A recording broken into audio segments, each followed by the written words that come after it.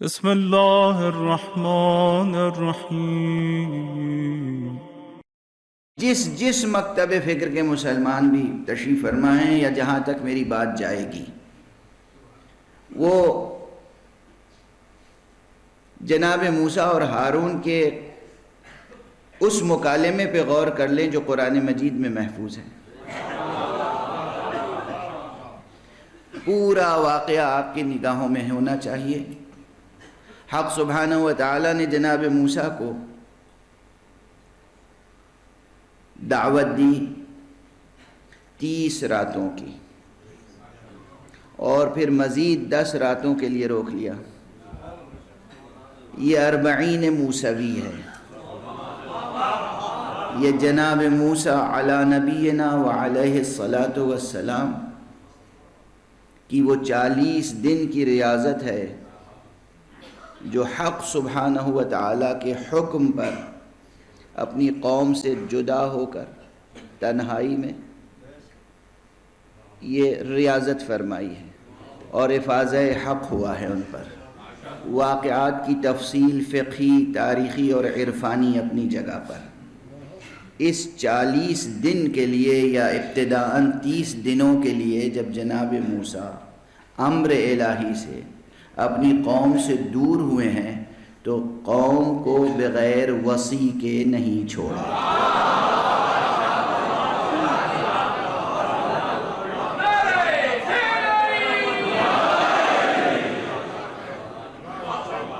نہ قوم کو بغیر وصی کے چھوڑا، نہ مسئلہ وصایت قوم پر چھوڑا۔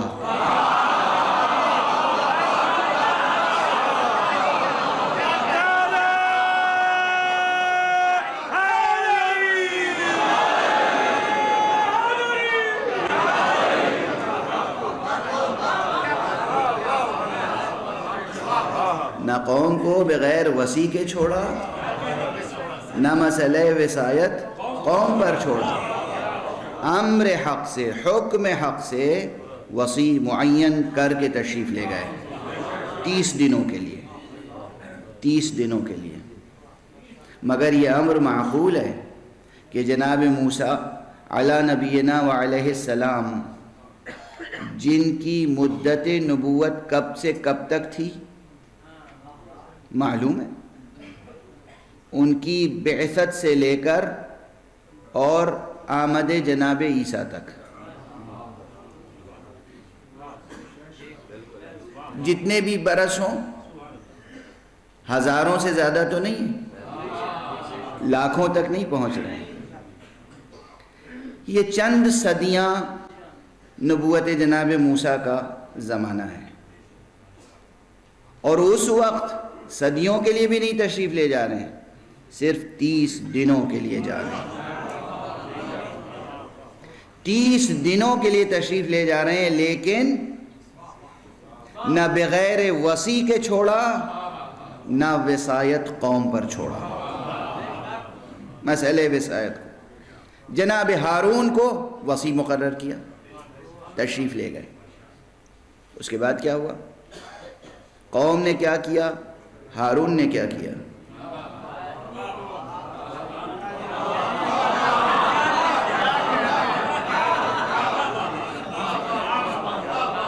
قوم نے کیا کیا، ہارون نے کیا کیا؟ قوم نے موسیٰ کی نافرمانی کی، ہارون نے صبر کیا۔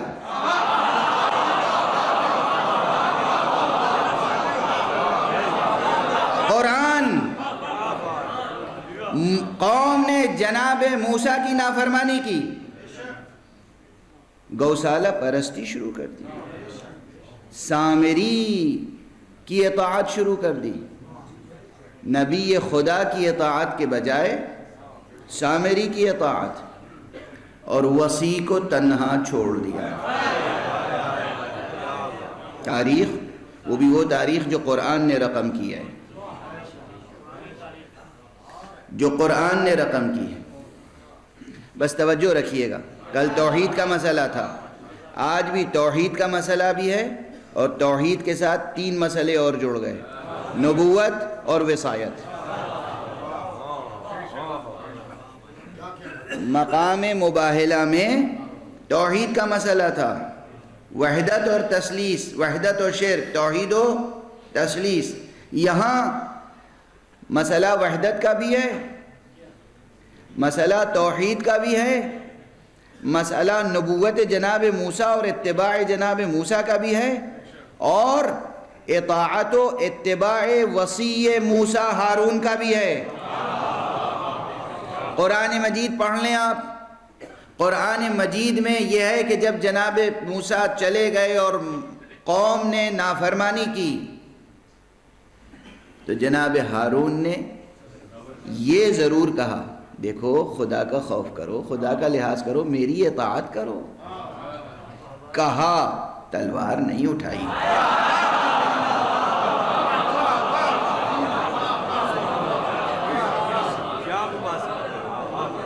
کہا، یہ قول قرآن میں موجود ہے، اللہ کا تقوی اختیار کرو، میری اطاعت کرو۔ بس قوم نے پھر بھی نہیں مانا، گوسالہ پرستی ہوتی رہی، اور جناب موسیٰ، جناب ہارون وصی جناب موسیٰ غم اور غصے کے گھونٹ پیتے رہے، صبر کرتے رہے۔ جناب موسیٰ تشریف لائے تو جناب موسیٰ نے ہارون سے پوچھا، دریافت کیا، قرآنی مکالمہ ہے، کیا دریافت کیا؟ یہ کیا، یہ کیا ہوا؟ جناب ہارون نے جو جواب دیا ہے بس وہ اصل الفاظ سن لیں۔ جناب ہارون نے کہا، یابن اوم، اے ماں جائے۔ اب یہ میرا ترجمہ ہے، یابن اوم، اے ماں جائے، لا تأخذ بلحیتی ولا برأسی، آپ میری سرزنش نہ کریں، آپ مجھ سے باس پرس نہ کریں۔ انی خشیت ان تقول فرقت بین بنی اسرائیل ولم ترقب قولی، میں تو بس اس خوف میں مبتلا رہا کہ کہیں آپ یہ نہ کہیں کہ تم نے بنی اسرائیل میں تفرقہ ڈال دیا۔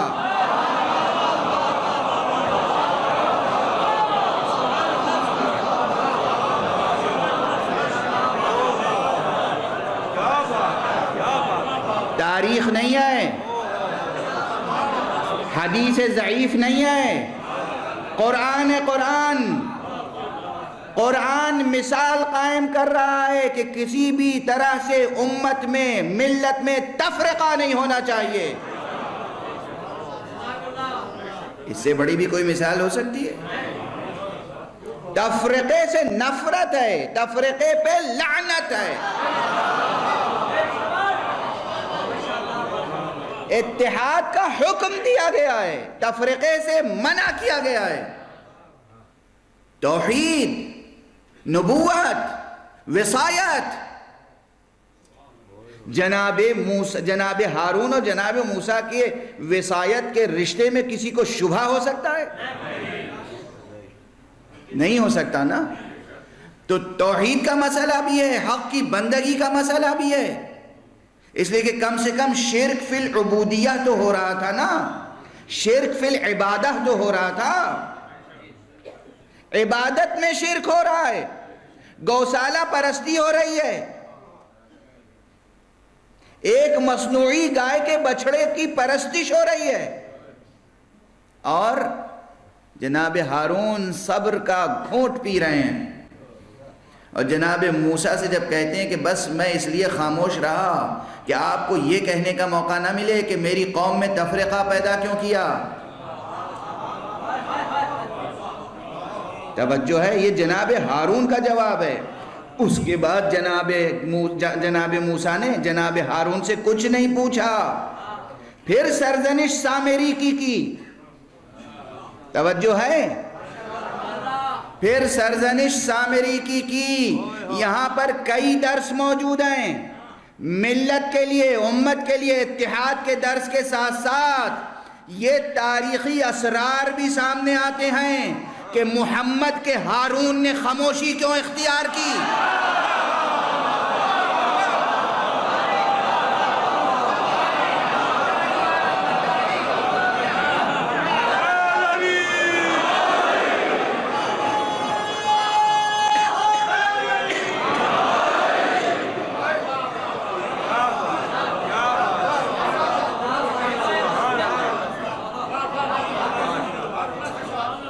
کوئی مسلمان ہے جو اس حدیث شریف نبوی کا انکار کر سکے؟ یہ حدیث صرف حسن نہیں، یہ حدیث معتبر نہیں، یہ حدیث موثق نہیں، یہ حدیث صحیح نہیں، یہ حدیث متواتر ہے۔ متواتر کے میں معنی اس مرتبہ ان لفظوں میں بیان کرتا آ رہا ہوں۔ متواتر حدیث اہل حدیث کے نزدیک وہ ہے، صاحبان فقہ و اصول کے نزدیک وہ ہے کہ جو ہاتھ پر قرآن لے کر کہا جا سکے یہ حدیث رسول ہے۔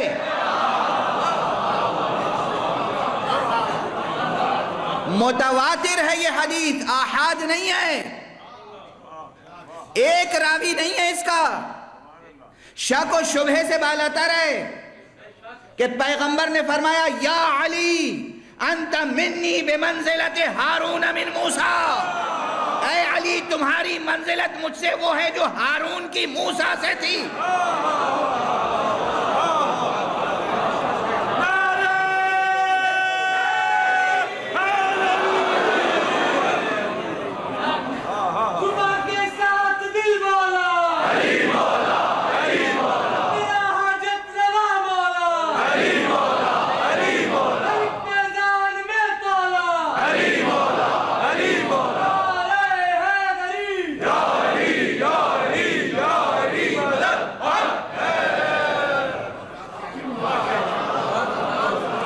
حدیث متواتر، ٹھہر کر ایک جملہ کہوں، یہ بحث علمی ہے۔ بزم میں علماء تشریف فرمائیں، پروردگار ان علماء کو، ان دانشوروں کو، ان اہل سخن کو، ان اہل نقد کو سلامت رکھے، اور رب کریم آپ سب کو سلامت رکھے، رب رحیم آپ سب پر اپنی رحمتوں کا سلسلہ جاری رکھے۔ دیکھیے ایک بڑی اہم اور دقیق بحث ہے، یہ بحث ہے علمی خالص، فقہی اور اصولی۔ وہ بحث کیا ہے؟ وہ بحث یہ ہے کہ آیات قرآنیہ، قرآن مجید کی کوئی آیت اگر آج ہمارے سامنے ہے تو اس کی شأن نزول چاہے کچھ بھی ہو، سبب نزول چاہے کچھ بھی ہو، تمام مسلمان اس کو تسلیم کرتے ہیں۔ فقہ حنفی، فقہ جعفری سب کا اتفاق ہے، اصولیین کا اتفاق ہے، اخباریین بھی تسلیم کرتے ہیں اسے کہ سبب نزول کچھ بھی ہو، سبب نزول کو سامنے رکھیں گے تو معلوم ہوگا کہ یہ آیت ایک خاص واقعے سے تعلق رکھتی ہے،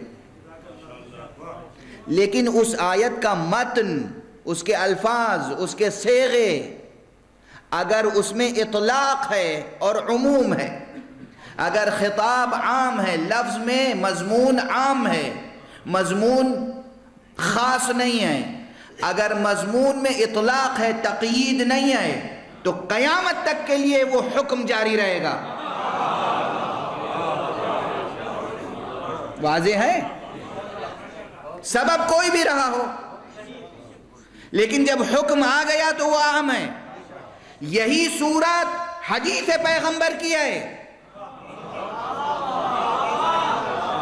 چاہے تاریخی پس منظر کچھ بھی ہو، اگر وہاں تخصیص الفاظ نبوی میں موجود ہو تو دوسری بات ہے، لیکن اگر الفاظ سرکار رسالت مآب عام ہیں تو اسے کسی واقعے سے خاص نہیں کیا جا سکتا۔ اب یہ نہ پوچھئے گا کہ یہ حدیث حضور نے کب ارشاد فرمائی، اے علی تمہاری منزلت مجھ سے وہ ہے جو ہارون کی منزلت موسیٰ سے تھی،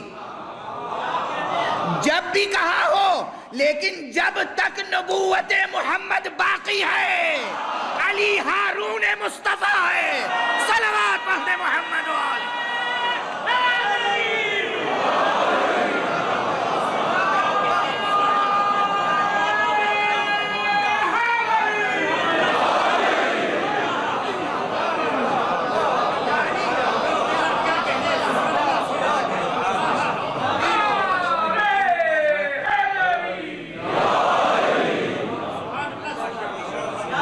حدیث متواتر رسول اللہ نے فرمایا ہے، یا علی اے علی انت منی بمنزلت ہارون من موسیٰ.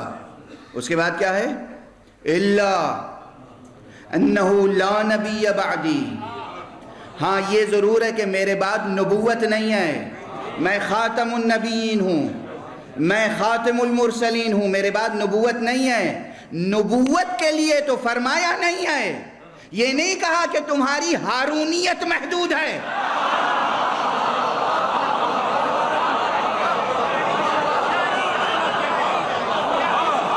نبی میرے بعد نہیں ہو سکتا، مگر چونکہ نبوت میری قیامت تک ہے تو تم میرے وصی رہو گے ہارون کی طرح جب تک سلسلہ زمین و زمان قائم ہے.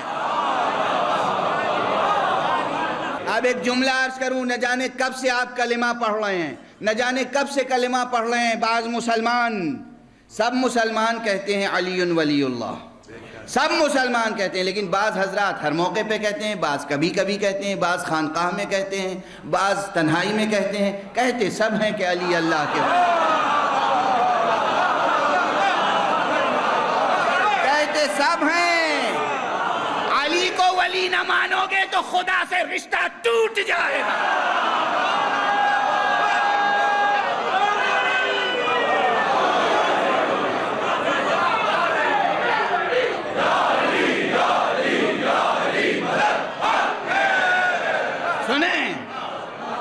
کچھ لوگ کہتے ہیں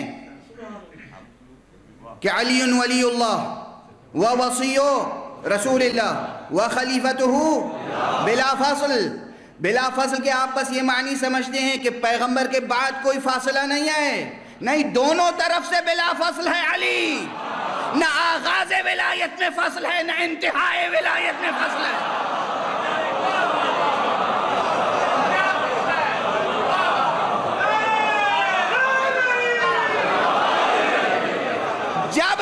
جب تک محمد کی نبوت ہے اس وقت سے اس وقت تک علی کی ولایت ہے. صلوات پڑھ دے محمد و آل محمد. مگر اس ولایت کا تقاضا کیا ہے؟ اتحاد، اتحاد، اتحاد.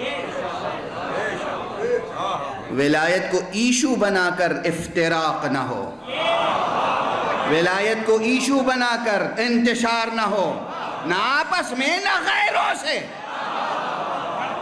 پیغام ولایت کا لفظ ولایت کی دلاویزی تو دیکھو. لفظ ولایت، اللہ اکبر.